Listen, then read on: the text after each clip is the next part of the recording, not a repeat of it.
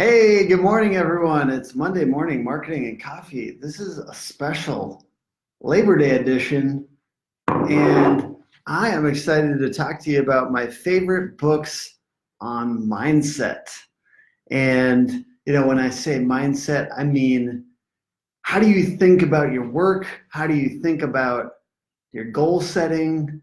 And, to be honest, this goes a little personal. Some of these books are less business oriented than some of the other favorite book lists I did. So I'm going to start with Mastery by Robert Greene. So Robert Greene has written a lot of books that are fairly famous. One of them I think is 48 Laws of Power, but Mastery, it takes a little bit of a different approach. It has a little bit different vibe, and Mastery is my favorite piece about the book Mastery is his emphasis on patience and hard work in combination. And he talks about how people that are masters at their craft spend 10,000 hours doing it on average. And he talks about how when you like what you do, you're able to spend those 10,000 hours and have the patience that it takes. And he talks about how people that are geniuses aren't born that way, like creative geniuses, let's say like Leonardo da Vinci. He wasn't born that way. He just spent days and months and years on end getting better with his craft. And he was patient enough to know it would take a long, long time. And I think this book, more than any other book, has gotten me into the thought process around how patience and hard work over time is like a superpower. Time is a superpower. And I really have kind of internalized this and realized that how important patience is in the growth of mastery of anything. So check out the book Mastery by Robert Greene. My second favorite, and actually these aren't in order, so my second book in this list of top 5 favorite books on mindset, Think and Grow Rich by Napoleon Hill. So this is probably the only book that I've read or listened to 5+ times. Think and Grow Rich just has a lot of very good like tools in it. And I think that one of the biggest ones, and I had never like really gotten into this before the book Think and Grow Rich, is the use of what he calls suggestion. And so it's really by saying these things to yourself, like an affirmation, day after day after day, saying, every day in every way I'm getting better and better, and things like that. You're able to essentially kind of fortify your subconscious to help you think those thoughts when you're having a hard day or what have you. So Think and Grow Rich by Napoleon Hill just has a lot of really good tools for mindset and affirmations. It's also just one of the oldest self-help books. So a lot of the self-help books that you see today kind of have their roots in this book, Think and Grow Rich. So to me, just as like an artifact of history, Think and Grow Rich is very interesting because it came out before so many of these other books, and so many of these other books have taken ideas from it and used them in their book.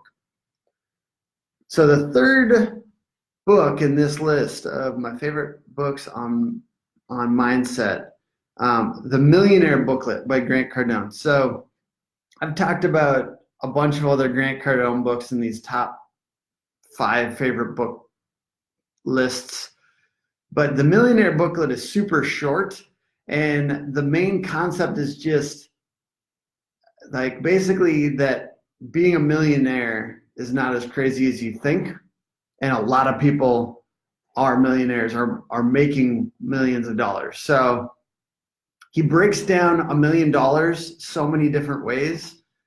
He breaks it down by how many people would you have to get to give you $1,000 a month to reach $1 million? So, you take $1 million Let's do it right now. $1 million, divide it by 12 equals $83,000.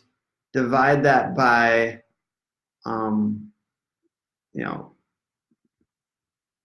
what is this?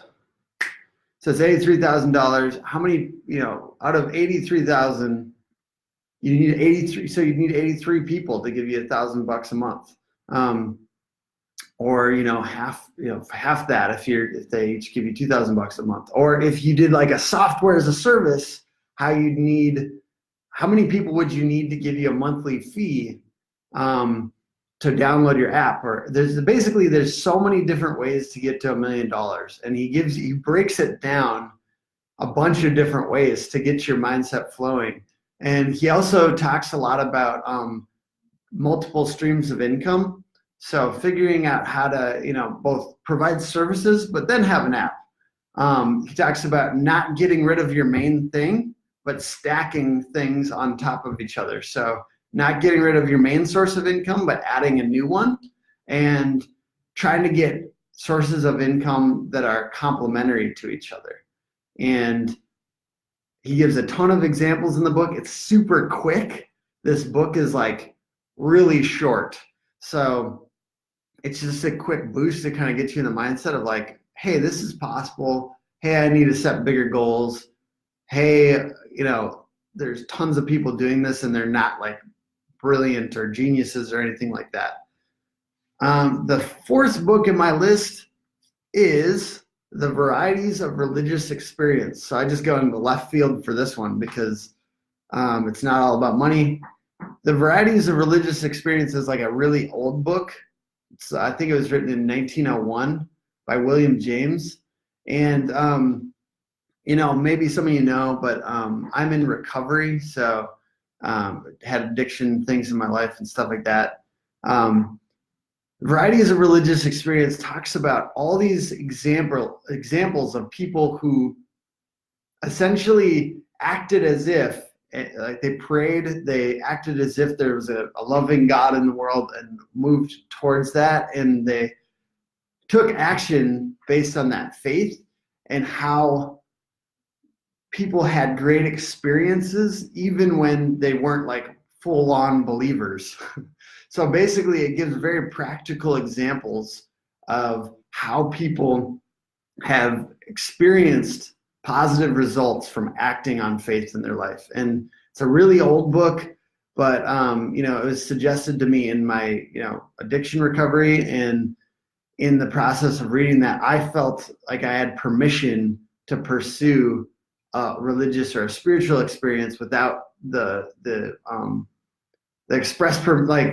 being under a particular religion necessarily, but I had this permission to try to have that contact with spirituality, even though I wasn't necessarily religious. So anyways, that's really deep, but The Varieties of Religious Experience has been a really important book in my mindset and my thought process about spirituality. I would be dishonest if I didn't include it in this list, even though, this is, I've generally been using this as more of like a business oriented thing. And the fifth one, this one's a little older and a little shorter.